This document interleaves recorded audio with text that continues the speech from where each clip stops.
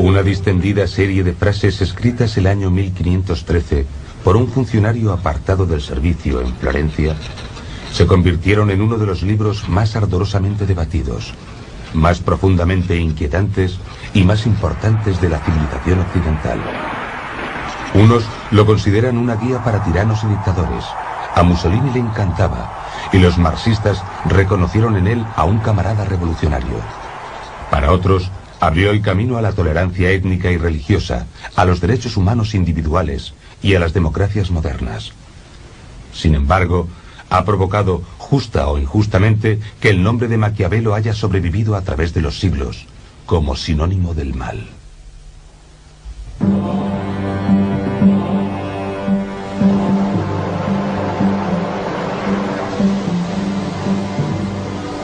Comparo la fortuna con uno de esos ríos impetuosos que cuando se enfurecen inundan llanuras y destrozan árboles y edificios a su paso. Todos huyen de ellos. Todos ceden a su furia sin poder oponer resistencia alguna. Y aunque esta sea su naturaleza, nada impide que en tiempos de bonanza se puedan tomar precauciones, con diques o con márgenes, para que en crecidas posteriores puedan ser controlados y no resulten peligrosos. Lo mismo sucede con la fortuna. No se puede confiar en los ríos, ni tampoco en los hombres. Pero a menudo, ambos pueden ser controlados si se tiene inteligencia, poder y el decidido propósito de ensuciarse las manos. Maquiavelo es el primer pensador político de la era cristiana que analizó sistemáticamente los requisitos para acceder al poder y conservarlo. El Príncipe es un libro que trata sobre el poder político en una época de ciudades-estado o principados, gobernados por hombres llamados príncipes. Consta de 26 capítulos cortos en los que se aborda desde la organización del gobierno hasta cómo seleccionar a los colaboradores. Se escribió con la intención de escandalizar y reeducar al lector, y lo sigue consiguiendo en la actualidad. Su objetivo era desafiar a los líderes políticos de su tiempo y explicar a príncipes y aspirantes al trono el funcionamiento real de los entresijos del poder. Sugiere al príncipe que antes de nada debe saber luchar, debe aprender a ser despiadado y cruel, a mentir y a faltar a su palabra, y estar preparado para violar los principios religiosos y morales cuando le convenga. Pero también expresa la necesidad de parecer compasivo, moral y devoto. Se dice que Maquiavelo inventó la política moderna, y realmente, cuando leemos El Príncipe, vemos los titulares de los periódicos actuales. Creo que en muchos aspectos es un gran libro, porque es como un espejo de la época en la que vivió Maquiavelo, y porque continúa conmocionando, provocando y haciéndonos pensar para intentar comprender de qué forma se relaciona con nuestro tiempo, y seguimos haciéndonos preguntas sobre él. Fue Maquiavelo quien dijo, sé realista, en italiano, por supuesto.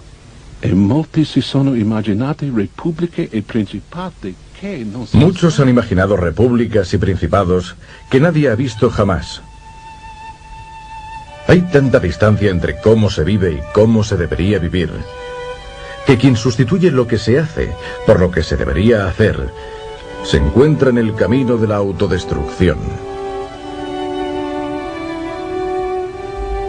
El enfoque de la realidad por parte de Maquiavelo concuerda con su tiempo. Copérnico estudia los cielos y Leonardo disecciona cadáveres.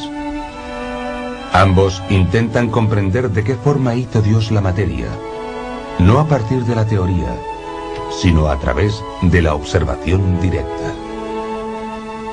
Del mismo modo que a Leonardo le interesaba el estudio minucioso del mundo natural, en cierto sentido a Maquiavelo le interesaba el estudio minucioso del mundo de la política y de la historia. Pero las disecciones y las autopsias nunca son agradables. Uno de los descubrimientos más terribles que se atribuyen a Maquiavelo es la idea de que el fin justifica los medios. Sin embargo, él no lo expuso exactamente así. Los actos de los hombres, especialmente los de los príncipes, que no se pueden recurrir en ningún tribunal de apelación, se deben juzgar por sus resultados. Para Maquiavelo es evidente que el fin es lo que cuenta.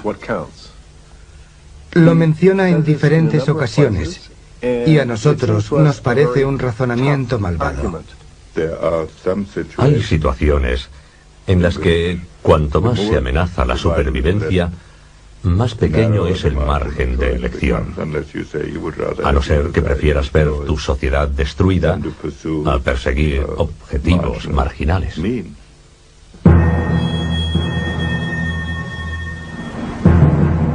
¿Qué haría para evitar que le ocurriera esto a su pueblo? ¿Qué dejaría de hacer? ¿Sería capaz de mentir? ¿Violaría tratados? ¿Asesinaría a gente? ¿Dónde trazaría la línea? ¿En cualquier lugar? Por otro lado, si estuviera ganando una guerra y el enemigo se encontrara completamente derrotado, ¿hasta qué punto intentaría minimizar el número de bajas de sus hombres? Maquiavelo estaba familiarizado con las ambigüedades morales del poder. Una ciudad del tamaño de Atlanta, Georgia. Era realista. Maquiavelo perseguía lo que algunos eruditos han llamado realismo moral. En primer lugar, intentaba crear algo que no existía hasta ese momento, la nación-estado, en este caso, Italia.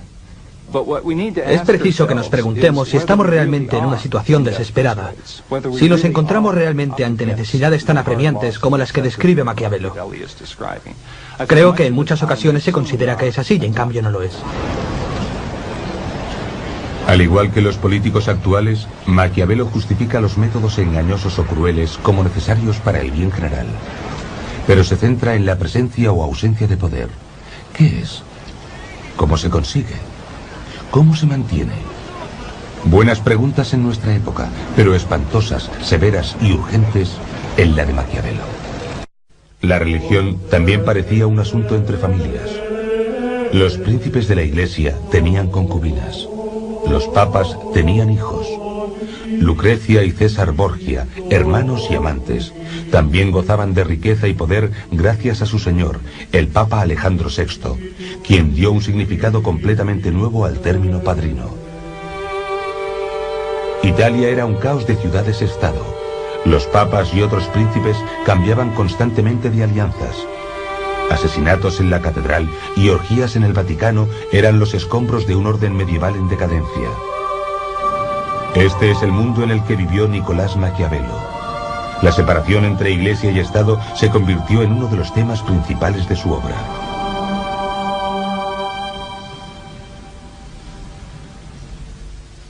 Mantener la religión apartada del Estado era una idea con vida propia. Su imagen aparecería reflejada en Estados Unidos, cuyos padres fundadores intentaron mantener la política alejada de la religión. Dejaron constancia de ello en la Constitución con la separación entre Iglesia y Estado. Todavía no se ha llegado al final de la controversia iniciada por esa idea, y además tiene su lado oscuro. La separación entre ética y política, la creencia de que un buen príncipe no tiene por qué ser necesariamente una buena persona, que las apariencias importan más que la realidad, que este fraude se puede practicar, que es mejor ser temido que ser querido. Todas esas famosas conclusiones del Príncipe han alarmado a la gente en los últimos siglos y plantean el dilema más difícil y doloroso sobre la política. Y no quieren afrontarlo. Se niegan a creer que alguien fuera capaz de pensar todas esas cosas. El hombre que pensó todas esas cosas era cristiano, pagano o ateo. Maquiavelo era, digamos, un cristiano de domingos. No rebatía los dogmas esenciales de la fe católica. Simplemente los dejó a un lado cuando se propuso pensar y opinar sobre la política. Si el príncipe descrito por Maquiavelo parece tener muchas carencias morales, el precio que paga es claramente excesivo. Debe amar a su patria más que a su alma. Debe estar preparado para ir al infierno por ella. Matar a un hombre es siempre matar a un hombre. Y un príncipe tiene que estar preparado para hacerlo. Debe estar preparado para ir al infierno si es preciso. Tener el poder, ser gobernante, ser un príncipe es intrínsecamente un trabajo dramático, sin redención y sin justificación. A Maquiavelo le parecía posible vivir con puntos de vista contradictorios y, por tanto, no se veía a sí mismo, tal como fue enseguida considerado, como un anticristiano ni nada parecido. Algunos piensan que debería enseñar a los hombres la forma de llegar al cielo, pero preferiría mostrarles el camino del infierno para que aprendieran a evitarlo.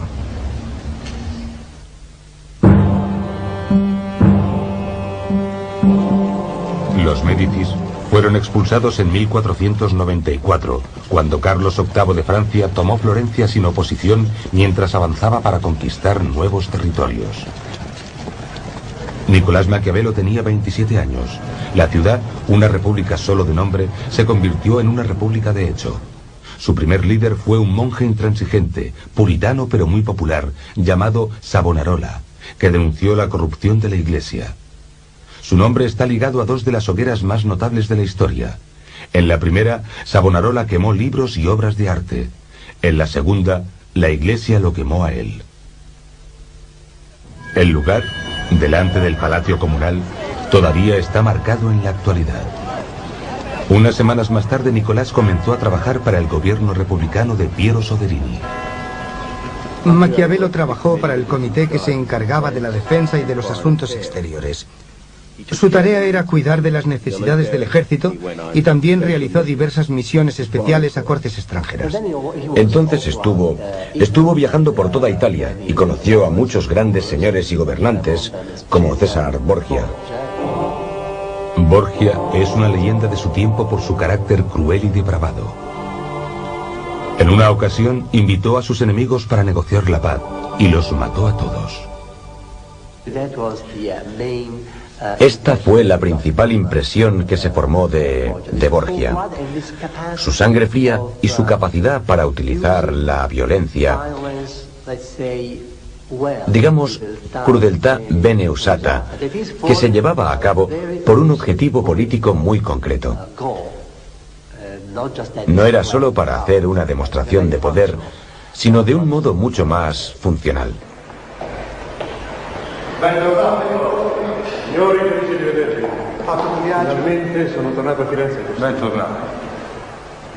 Cuando vuelve de dichas misiones, un grupo de consejeros atentos e impacientes le abruman con una montaña de detalles sobre problemas internos.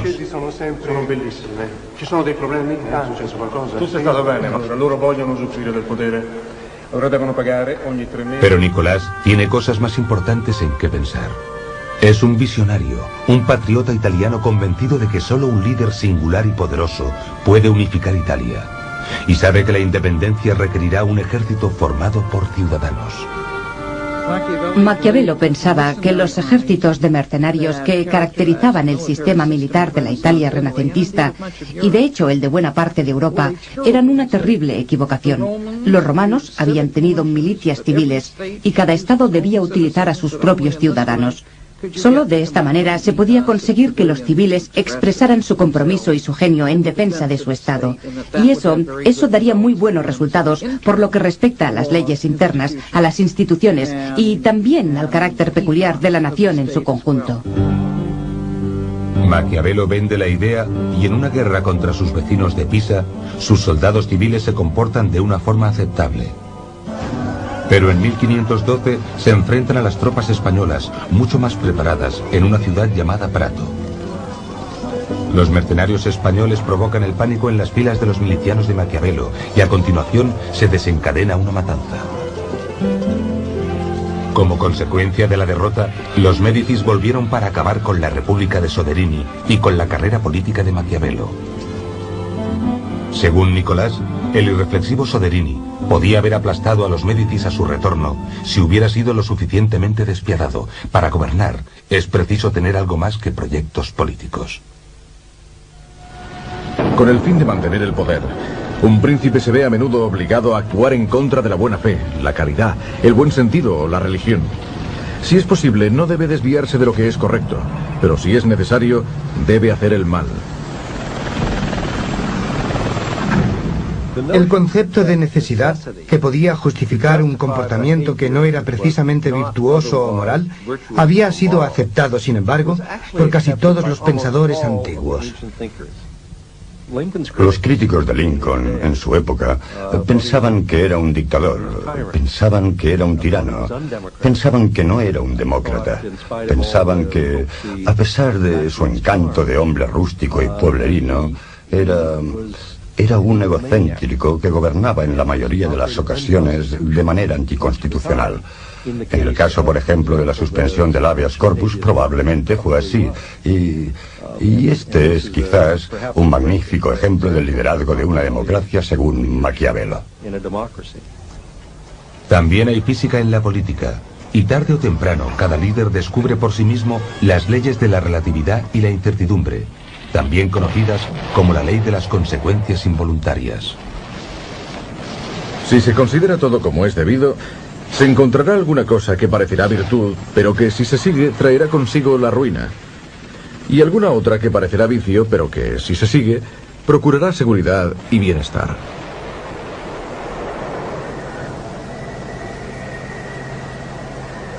Messeri ci hanno dato la lista di capponi e lui ha confessato e ha fatto dei nomi. Dimmi, che nome ha fatto? Pietro Paolo Los Médicis, de nuevo en el poder, han descubierto una conspiración para deponerlos y tienen una lista de personas que los conspiradores esperaban reclutar. El séptimo nombre de esa lista es Nicolás Maquiavelo. Los traidores nunca llegaron hasta Maquiavelo, no importa. Es sospechoso y los Médicis no necesitan otra excusa para encarcelarle.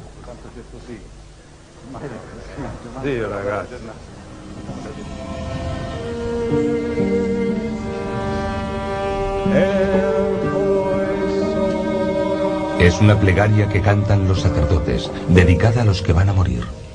Este canto es para los artífices de la lista.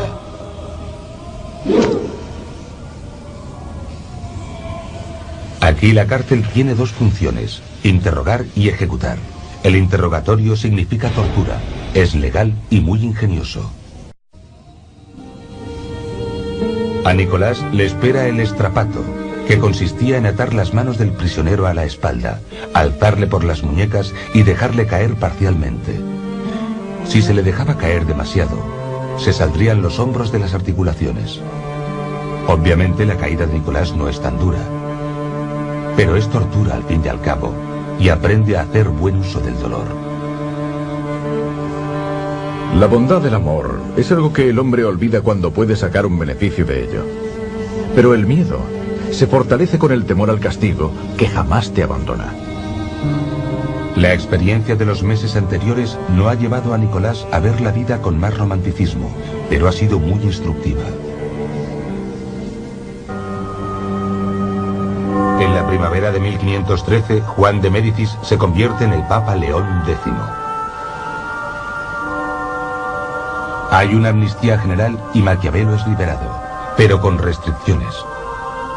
Se le prohíbe abandonar la región de Florencia. Es expulsado del palacio comunal y apartado de la política. Se traslada a una propiedad familiar situada a unos pocos kilómetros de la ciudad. Allí es libre para sumergirse en su propio infierno. Es un adicto privado de su sustancia vital. Solo alguien que haya estado allí puede conocer el dolor. Gary Hart era el presunto príncipe del Partido Demócrata antes de que la fortuna y su indiscreción lo apartaran. En muchos sentidos, es un infierno poseer un talento que no puedes utilizar.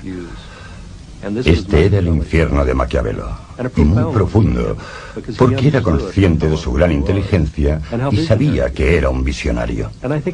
Creo que debió de ser terriblemente duro para él, como lo sería, por ejemplo, para un político de nuestros días que tuviera talento. Y aquí está el elemento crucial. Una dependencia monolítica de su adicción a la participación. Hablando solo a título personal, he intentado desesperadamente y con cierto éxito no ser demasiado dependiente de la política o de la adrenalina de la participación para poder vivir sin ella.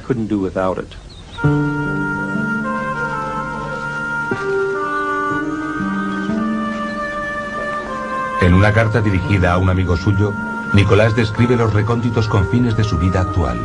Supervisa el trabajo en su propiedad y mata el tiempo con los lugareños en la posada. Con ellos me hundo en la vulgaridad durante todo el día jugando a las cartas. Estas partidas provocan numerosas disputas con incontables insultos. Y a menudo nos peleamos por un centavo. Metido en estas trifulcas, evito que mi cerebro se enmohezca. En el aspecto personal, Maquiavelo parece muy humano. Es compasivo, ingenioso y mal hablado, a veces incluso obsceno. Está casado, pero se siente atraído por otras mujeres y ellas hacia él. Maquiavelo era un gran tipo. Era simpático, afable y leal a sus amigos. Le encantaba salir a tomar unas copas. Le gustaban las mujeres. Le apasionaba una buena conversación. En resumen, era un tipo corriente y jovial. Bueno, corriente tal vez no sea el mejor calificativo, pero es mejor cualquier cosa antes que maquiavélico. Era bien parecido y también un hombre con mucho talento. Escribió la mejor comedia de nuestra literatura, La Mandrágora, en 1518. Bueno, es una comedia con un trasfondo muy amargo e incluso sombrío. Pero es una obra muy divertida, maravillosa. Al atardecer, regreso a mi casa y voy a mi estudio. Antes de entrar, me quito la ropa cubierta de barro y polvo y me pongo prendas finas y elegantes. Vestido apropiadamente, entro en las antiguas cortes de los antiguos hombres, donde, recibido por ellos con afecto, me alimento con ese manjar que me pertenece y por el que vine al mundo.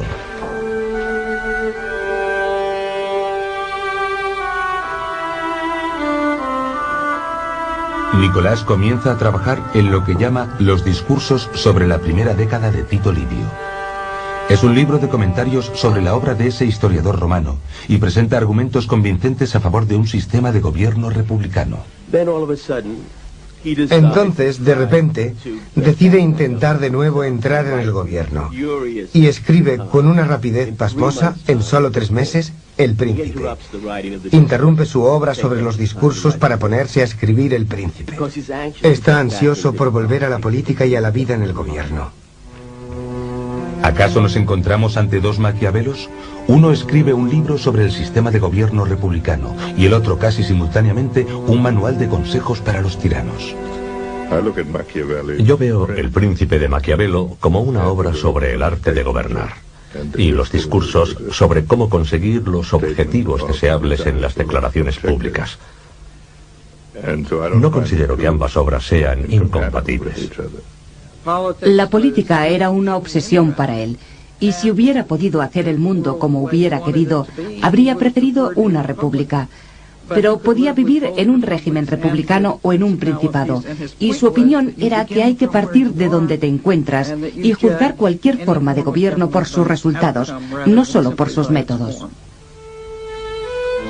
Todos los estados, todos los dominios que han tenido y tienen soberanía sobre los hombres, han sido y son repúblicas o principados. Los principados son... Así comienza el trabajo de aplicación práctica más famoso de la historia. Une la pasión de Nicolás por una Italia unida con la realidad del gobierno de los Médicis. Exhorta a los Médicis reinantes a que desempeñen un nuevo papel como fundadores de la nación. Nicolás ofrece el arquetipo de un nuevo tipo de gobernante. Así pues, ¿quién es este príncipe ideal? ¿Cuáles son sus cualidades? A grandes rasgos, debe combinar un carácter fuerte con inteligencia, coraje, habilidad y suerte. Lo que los astronautas llaman el material necesario, además de tener un toque de crueldad. Maquiavelo puso énfasis en 2 grupos de atributos para el príncipe. Uno era muy gráfico. Utilizó la imagen del zorro y del león. El príncipe debe tener la habilidad del zorro para conocer las trampas y la valentía del león para amedrentar al zorro. En momentos muy concretos, a los que él llama la fundación o refundación de un régimen, se necesitará un líder con una inteligencia excepcional, con la inteligencia de un Lincoln, la inteligencia de un Washington o la inteligencia de un Bonaparte. Lo más revolucionario de Maquiavelo es que nos da el carácter, la personalidad del político real. Describe la disciplina interior que debe tener un estratega.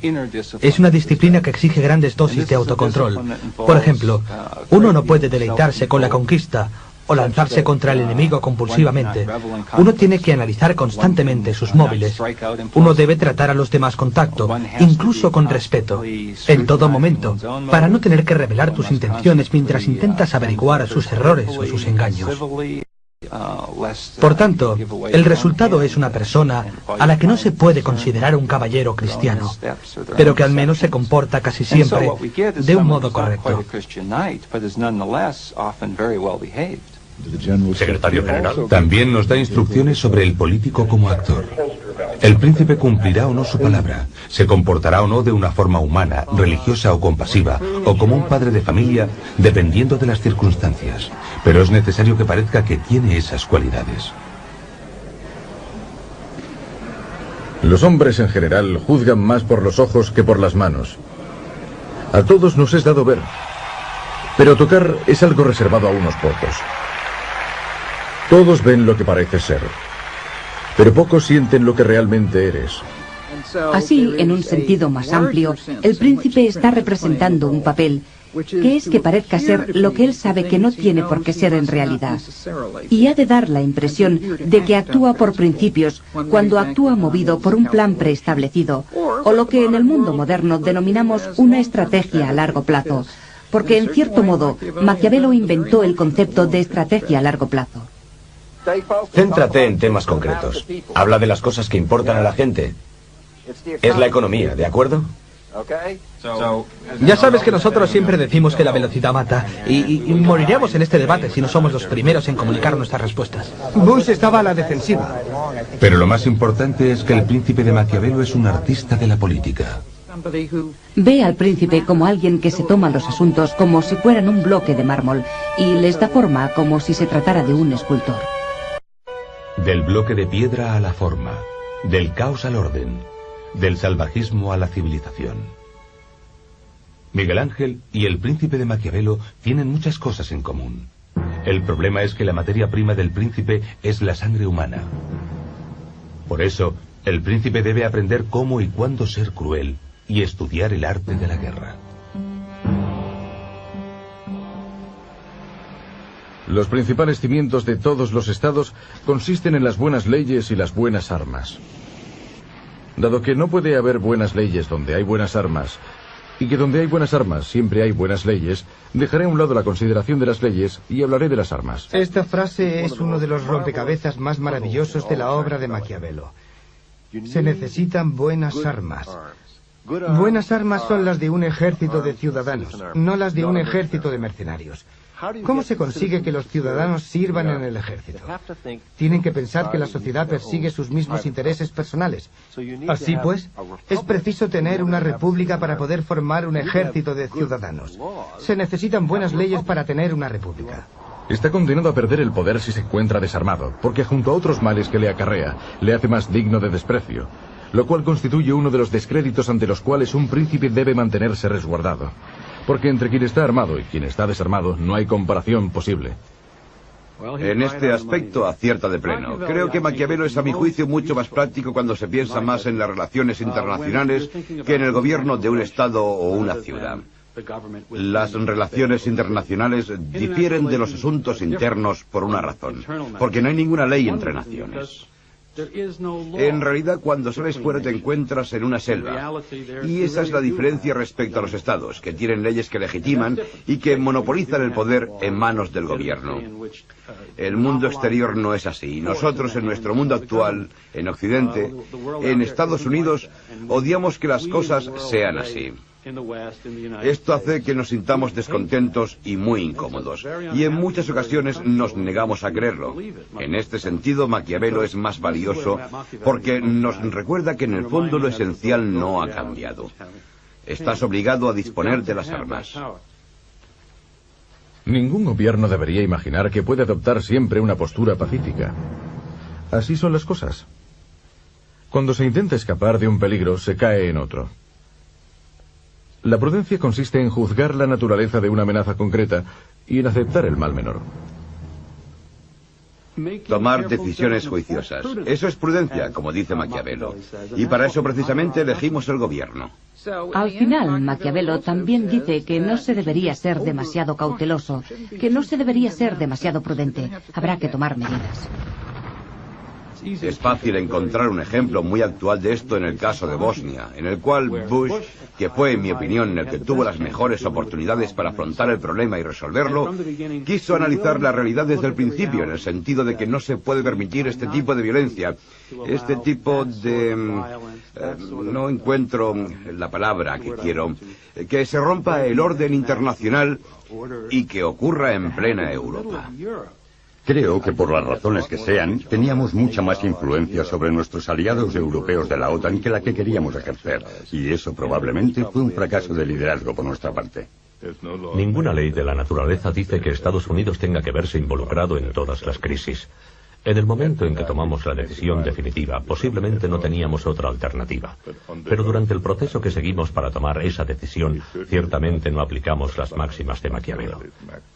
Nunca nos preguntamos cuál es nuestro objetivo, cuáles son nuestros intereses en la zona, cuáles son las soluciones posibles, qué es lo mejor que puede ocurrir, qué es lo peor que puede ocurrir.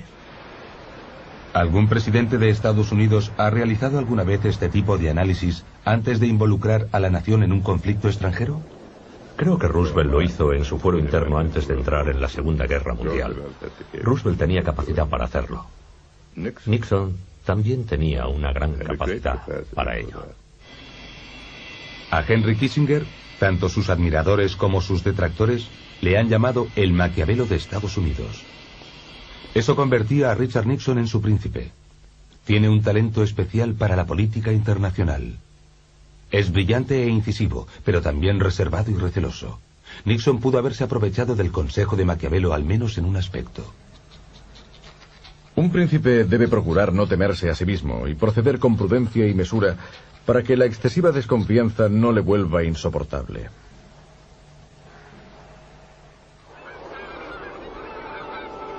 Durante más de un siglo, Estados Unidos ha gozado de la ventaja del aislamiento entre recursos naturales de gran riqueza.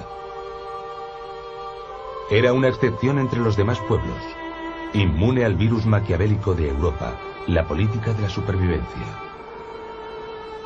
¿Se ha perdido ya esa inmunidad? No podemos continuar de manera indefinida con nuestro método puro y excepcional.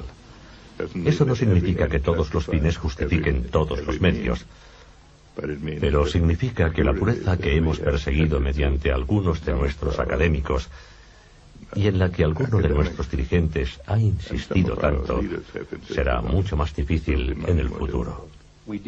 Hemos desestabilizado gobiernos. Hemos intentado asesinar a jefes de Estado extranjeros. Hemos hecho estas cosas y creo que, particularmente durante la etapa de Nixon, se violaron nuestros principios, nuestros ideales. Creo que todavía acusamos todos esos acontecimientos. En los 100 primeros días ofreceremos a los votantes... Aunque Maquiavelo parece ser especialmente experto en política internacional, algunos de sus consejos sobre temas internos también tienen repercusión, al menos para los conservadores de la actualidad. Un hombre no debe tener miedo de aumentar sus posesiones por si después se las arrebatan, ni evitar emprender un negocio desalentado por los impuestos. Pero por encima de todo, un príncipe debe respetar la propiedad ajena, porque los hombres olvidan antes la muerte de su padre que la pérdida de su patrimonio. Séptimo, se requieren las 3/5 partes de la Cámara para aprobar el aumento de los impuestos. Por otro lado, su príncipe ideal guarda cierta semejanza con Lenin. Mata al antiguo príncipe y a toda su familia. Crea títulos y órganos nuevos y se los entrega a hombres nuevos. Debería convertir a los pobres en ricos y a los ricos en pobres, como hizo David cuando fue elegido rey. Con frecuencia los consejos de Maquiavelo parecen dirigirse en 2 o más direcciones. No es pues ninguna sorpresa que haya una amalgama de interpretaciones distintas del príncipe. Tomemos por ejemplo la cuestión sobre ser temido o amado. Es más seguro ser temido que amado cuando hay que renunciar a una de las dos cosas, pero se debe evitar ser odiado. Ser temido es beneficioso. Ser odiado es contraproducente. Muchos ejecutivos estarían de acuerdo con esta afirmación. Seguir al pie de la letra los dogmas de la virtud cristiana está fuera de lugar. Así, el dilema que plantea es parte de las diferencias que aporta al estudio de la política actual. La respuesta que da es también característica. Es una respuesta que separa despiadadamente la política de las restantes disciplinas. Eso confirma la autonomía de la política y la forma en que los demás valores humanos pueden ser pasados por alto en nombre de la lucha por el poder y de la disposición o el mantenimiento del orden. Finalmente, se presenta una copia de El Príncipe a un Médicis que no da ninguna muestra de haberla leído. La obra jamás fue publicada en vida de su autor. Maquiavelo, cuando murió, fue al infierno o a algún lugar parecido. La demonización de Maquiavelo comenzó poco después de su muerte y llegó en un momento en que la crisis de las religiones contendientes estaba empezando a adquirir un gran protagonismo, en la década de 1530, y ambos bandos vieron un diablo en Maquiavelo.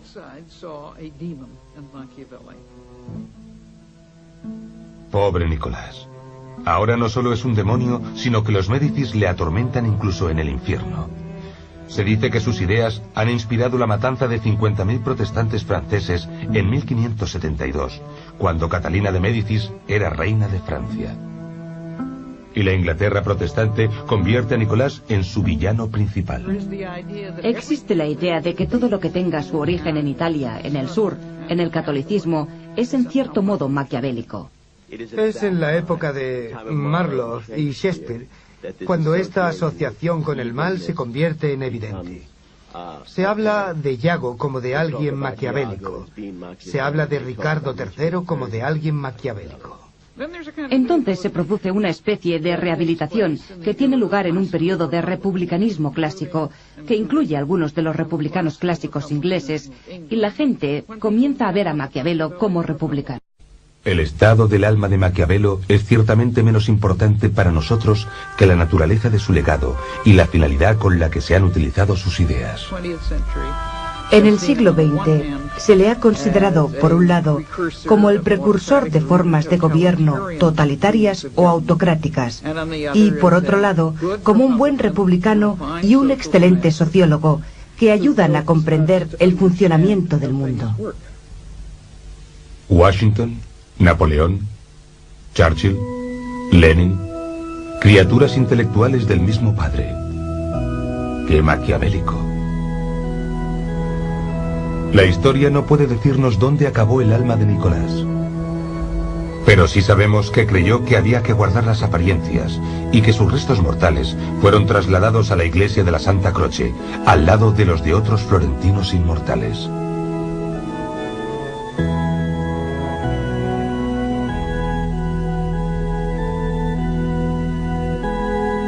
También sabemos que su influencia está lejos de llegar a su fin.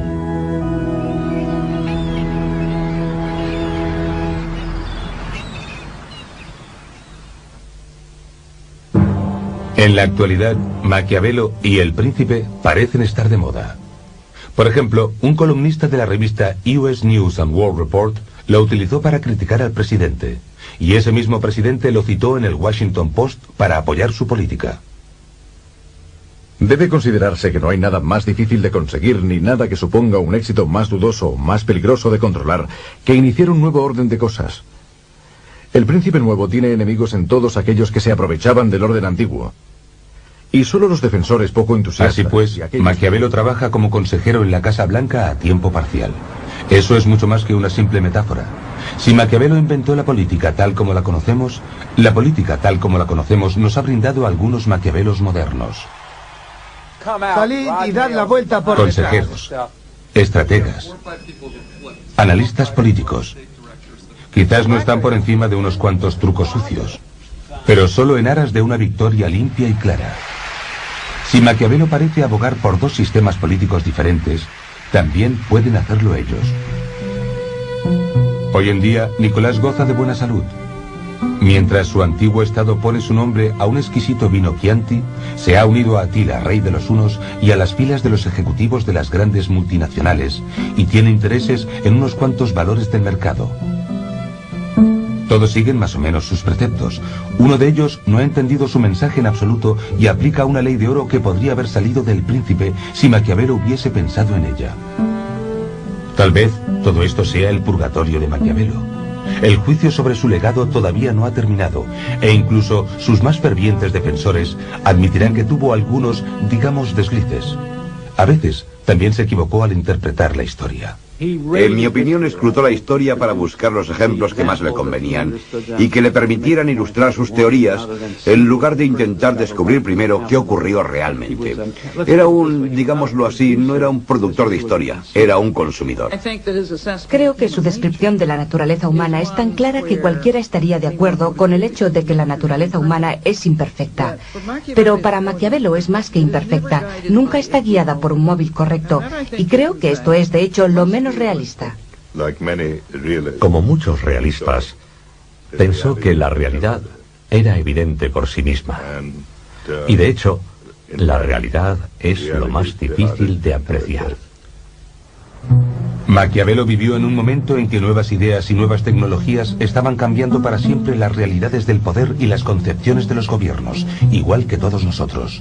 Y su consejo de analizar con cuidado los requisitos para conseguir el éxito sin perder el coraje necesario para actuar, hoy nos parece dolorosamente oportuno.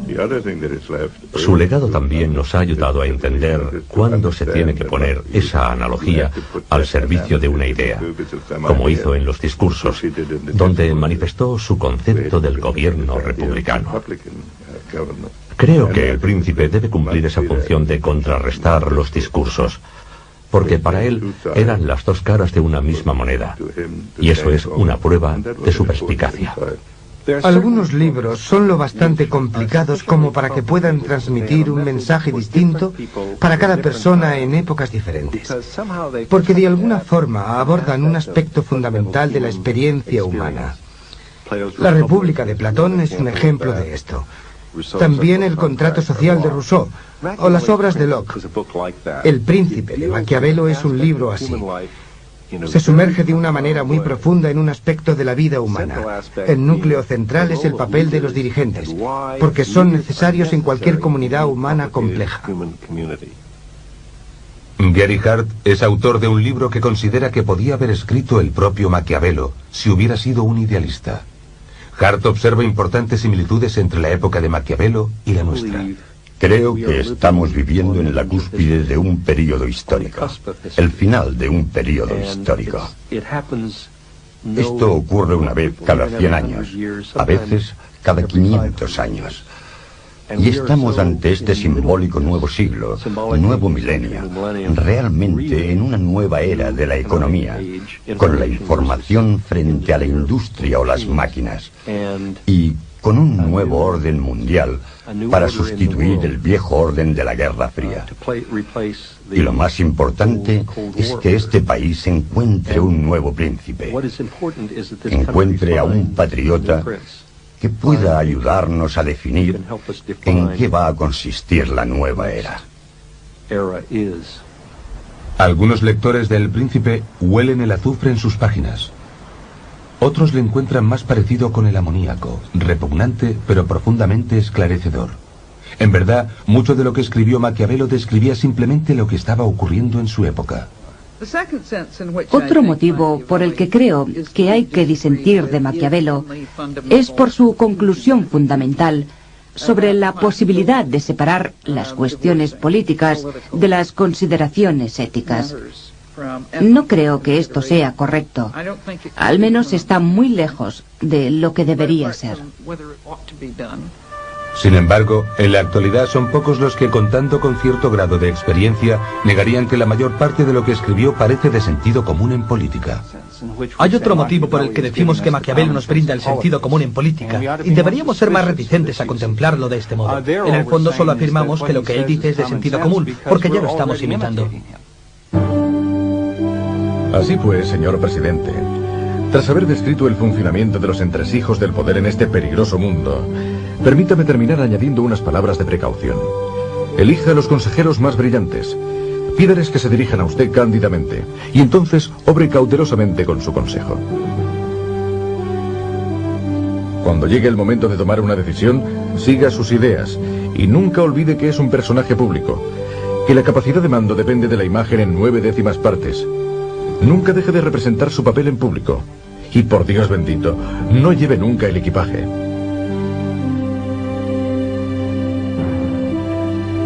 Bienvenido a la cima del Estado y buena suerte. Su humilde y respetuoso servidor, Nicolás Maquiavelo. Postdata. No busque la recompensa en el cielo.